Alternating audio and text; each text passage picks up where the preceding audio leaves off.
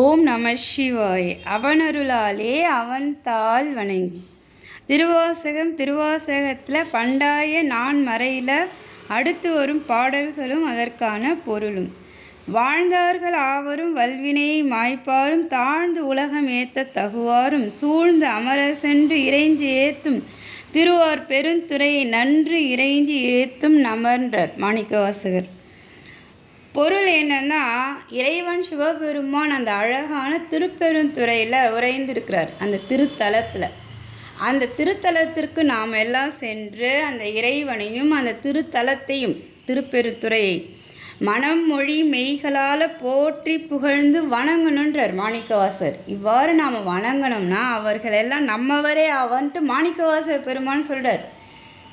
அவரோட நம்மளையும் சேர்த்துக்கிறார்.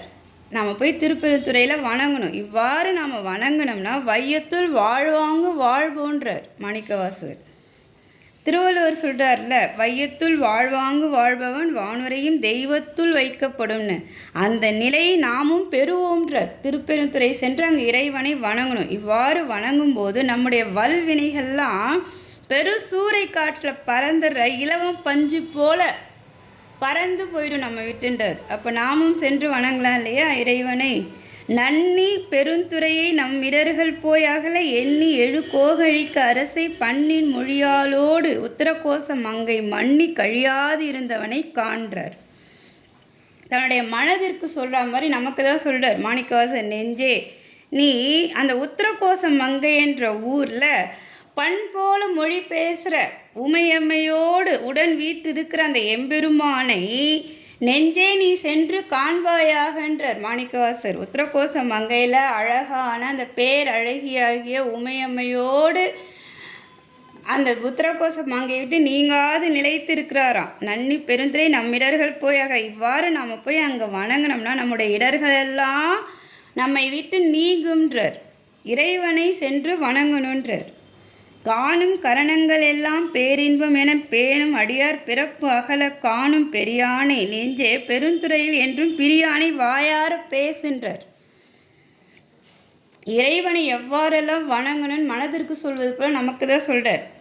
இறைவனை சென்று பார்க்கணும், மனம் மொழி மெய்களால் போற்றி புகழ்ந்து அவனை வணங்கணும். அதுதான் எங்கள் மாணிக்கவாசர் சொல்கிறார். நெஞ்சே, நீ காணும் கரணங்கள் எல்லாம் பேரின்பம் என பேணும் அடியார்னா இறைவனை கண்டு நெஞ்சுருகி அவனை வணங்கும் போது நம்முடைய ஐம்புலன்களும் பேரின்பத்தை அடையும்ன்றார். நம்முடைய பிறப்பும் அகன்றிடும். அவன் பெரியோன். நம்முடைய பிறப்பை அகற்றி நம்முடைய வல்வினைகளை நீக்கிற பெரியோன். அவன் திருப்பெருந்துறையில் என்றும் பிரியாது நிலைத்து வீற்றுள்ளான்றார். அந்த ஊரில் நிலையாக நிலைத்து இருக்காராம். அவரை நீ வாயார பேசு, வாயார பேசுன்றார். முதல்ல காணணும், அதுக்கப்புறம் இறைவனை புகழ்ந்து பேசணுன்றார். பேசும் பொருளுக்கு இலக்கு இதமாம் பேச்சு இறந்த மாசியில் மணியின் மணி வார்த்தை பேசி பெருந்துரையே என்று பிறப்பு அறுத்தே நல்ல மருந்தின் அடியேன் மனத்தே வைத்துன்றார். அதாவது நம்ம உயர்வாக சிலர் பேசுவோம், உயர்வாக அவர்களுடைய நற்குணங்களெல்லாம் சொல்லி பேசுகிறோம் இல்லையா, அந்த சொற்களுக்கெல்லாம் பொருள் இறைவன் சிவபெருமானேன்றார். அந்த பொருளுக்கெல்லாம் இருப்பிடமாக உள்ள செல்வன் அவன்தான். அவன் மாசற்ற மணியன். இறைவன் எம்பெருமான் தூய பரஞ்சோதியாக இருக்கார். அளவு கடந்த மாசற்ற மணியன். அவனை மணி வார்த்தைகளால் பேசி திருப்பெருந்துறையை போற்றி நன்மை அழைக்கும் மருந்து அவன்தான் சொல்லி அவனுடைய திருவடியை மனதில் வைத்து பிறவி பிணியை வேறறுக்கணுன்றார் மாணிக்கவாசர். அவர் அவ்வாறு தான் செஞ்சாராம். மருந்தின் அடியின் மனத்தே வைத்துன்றார். என்னுடைய பிறவி பிணியை வேறறுத்தேன்றார் மாணிக்கவாசர். இறைவனை மனம் மொழி மெய்களால் போற்றி வணங்கணும், உணரணும். இறைவனை கண்ணார காணணும், வாயார அவன் புகழை பேசணும் எம்பெருமானை. அதுதான் எங்கள் மாணிக்கவாசகர் சொல்கிறார். அவ்வாறு பண்ணோம்னா நம்முடைய பிறவி பிணியை நாம் வேறு அறுத்துக்கலாம். இறைவனுடைய திருவடியை நினைக்கணும், திருவடி புகழ பாடணும். அவர் அவ்வாறு செஞ்சதை நமக்கு சொல்லித்தரார். பெருந்துரையே என்று பிறப்பு அறுத்தேன்றார்.